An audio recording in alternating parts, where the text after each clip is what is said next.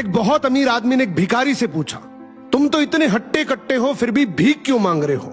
भिखारी बोला, साहब मेरे पास महीनों से कोई काम धंधा नहीं है, अगर आप मुझे नौकरी दें तो मैं भीख मांगना छोड़ दूंगा। अमीर बोला, मैं नौकरी तो नहीं दे सकता, लेकिन तुम मेरे बिजनेस पार्टनर बन सकते हो। मेरे पास एक चावल का प्लांट है, तुम चावल बाजार में सप्लाई करो और मुनाफा महीने के अंत में बांटेंगे। भिखारी ने कहा, लेकिन कैसे बांटेंगे? क्या मैं 20% लूंगा और आप 80%? अमीर बोला, मुझे सिर्फ 10% चाहिए, बाकी 90% तुम्हारा होगा, ताकि तुम जल्दी तरक्की कर सको। भिखारी ने जोरों से काम शुरू कर दिया। उम्दा चावल और सस्ते दामों से उसकी बिक्री बहुत बढ़ गई और उसे खूब मुनाफा हुआ। लेकिन जब मुनाफा बांटने का समय आया तो भिखारी ने सोचा, सारी मेहनत तो मैंने की है, तो अब अमीर आदमी को 10% क्यों दूं?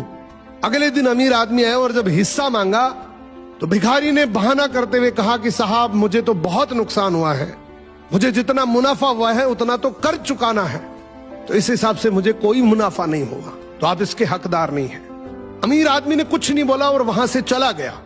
भिखारी बड़ा खुश हुआ, सोचा सारा प्रॉफिट मेरा हो गया। अब भिखारी उन पैसे से रोज मौज करे। ऐसे करते करते उसके पास से सारे पैसे खत्म हो गए।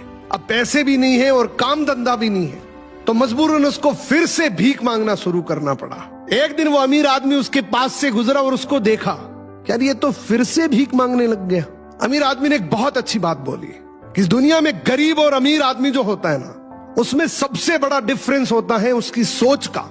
एक रिच माइंडसेट हमेशा ये सोचता है कि मुझे भी प्रॉफिट हो जाए और मेरे साथ जो काम कर रहे हैं उनको भी प्रॉफिट हो जाए, लेकिन एक पुअर माइंडसेट हमेशा ये सोचता है कि जो भी प्रॉफिट हो सिर्फ मुझे ही हो।